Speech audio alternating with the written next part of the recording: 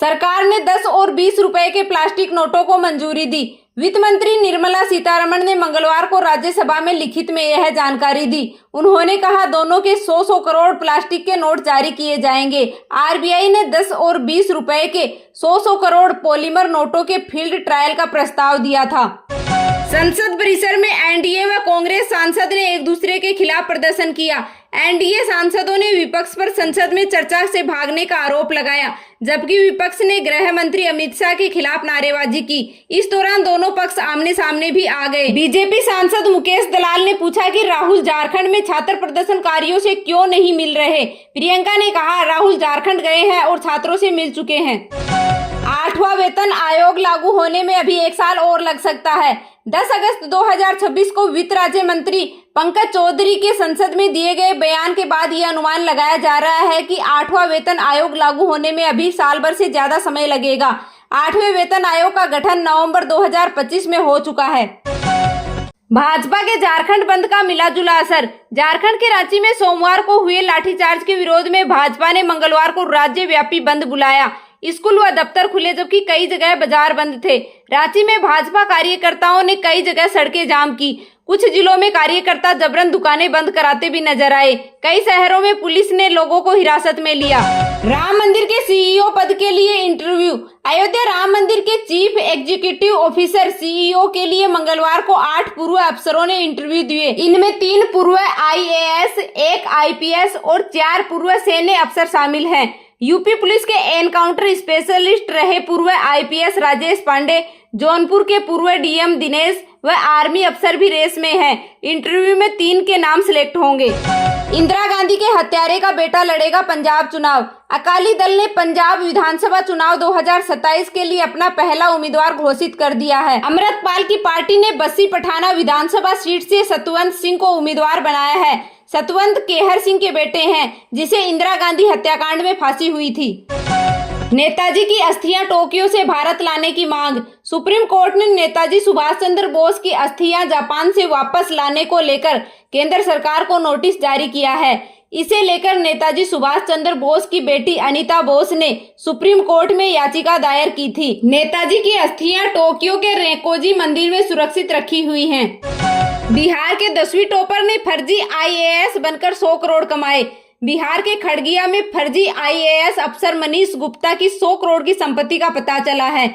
उसके पास मुकेश अंबानी जैसा घर, driver less Tesla car, 8 account, 20 credit card मिले हैं। अब पुलिस इस बात की जांच में जुटी है कि मनीष ने ये संपत्ति कैसे जुटाई। उसे गिरफ्तार कर जेल भेज दिया गया है। कोलकाता में ममता बनर्जी के खिलाफ चोर चोर के नारे लगे। यह ममता के साथ 3 दिन में दूसरी घटना है। टीएमसी ने कोलकाता में यह कार्यक्रम बीजेपी सांसद नागेंद्र राय की नेताजी सुभाष चंद्र बोस पर आपत्तिजनक टिप्पणी के विरोध में रखा था। नारे लगने से कार्यक्रम कुछ देर के लिए रुक गया था। एमपी, राजस्थान समेत 6 राज्यों में 48 घंटे से लगातार बारिश। मध्य प्रदेश, राजस्थान, उत्तराखंड, उत्तर प्रदेश, हिमाचल और छत्तीसगढ़ में पिछले 48 घंटे से लगातार बारिश हो रही है। भोपाल में स्कूलों को 2 दिन की छुट्टी कर दी गई है। शहर में 1000 से भी ज्यादा घरों के आसपास 5 फीट तक पानी भर गया है। राजस्थान के 6 जिलों में बारिश का ऑरेंज अलर्ट और 17 में येलो अलर्ट जारी किया गया है। हिमाचल प्रदेश के कुल्लू में एनएच 305 पर चलती गाड़ी पर मलबा और चट्टानें गिर गई। हादसे में गाड़ी में सवार 2 लोग घायल हो गए। रात भर तेज बारिश के चलते राज्य में चंडीगढ़ मनाली 4 लेन समेत 259 सड़कें, 161 बिजली ट्रांसफर और 54 पेयजल योजनाएं प्रभावित हैं।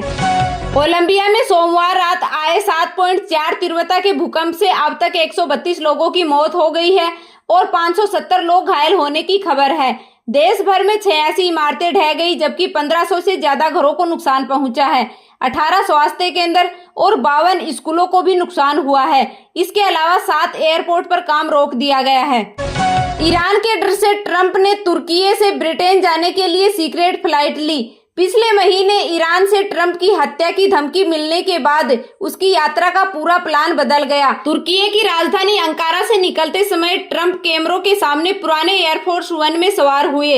इसके बाद उन्हें एयरपोर्ट पर सामान और खाना पहुंचाने वाली केटरिंग गाड़ी से चुपचाप छोटे मिलिट्री विमान C-32A तक पहुंचाया गया। सीरिया के पूर्व राष्ट्रपति असद को फांसी की सजा। सीरिया की एक अदालत ने मंगलवार को देश के पूर्व राष्ट्रपति बशर अल असद और उसके छोटे भाई मोहर अल असद को फांसी की सजा सुनाई। दोनों को गृह युद्ध के दौरान लाखों लोगों की हत्या और अत्याचार के मामले में दोषी ठहराया गया। इसी मामले में असद के मामा के बेटे अतीफ नजीब को भी फांसी की सजा सुनाई गई। यमन के हुती विद्रोहियों ने मंगलवार को सऊदी जहाज पर मिसाइल हमला किया। इसमें 3 क्रू मेंबर मारे गए। इनमें 2 पाकिस्तानी और 1 इंडोनेशियाई नागरिक था। रेड सी में अब तक 8 जहाजों को निशाना बनाया गया है। ट्रंप की मीडिया कंपनी को 2200 करोड़ रुपए का घाटा। अमेरिकी राष्ट्रपति डोनाल्ड ट्रंप की मीडिया कंपनी TMTG को अप्रैल से जून 2026 से 2261 करोड़ रुपए का घाटा हुआ। इस दौरान कंपनी की कुल कमाई 16.15 करोड़ रुपए रही। जनवरी से जून 2026 के बीच TMTG का कुल नेट लॉस 6118 करोड़ रुपए रहा। IPL क्रिकेटर अभिषेक पोरेल रेप के आरोप में गिरफ्तार। IPL में दिल्ली के कैपिटल्स के लिए खेलने वाले बंगाल के क्रिकेटर अभिषेक पोरेल को रेप केस में मंगलवार को कोलकाता से गिरफ्तार कर लिया गया।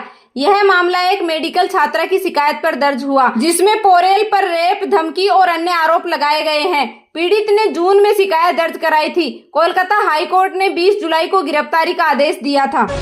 आज के सोना चांदी भाव। IBJ के अनुसार 24 कैरेट सोने का भाव लगभग 1,51,000 से 1,54,430 रुपए प्रति 10 ग्राम और चांदी का भाव करीब 2,31,000 से 2,35,000 रुपए प्रति किलोग्राम के आसपास है।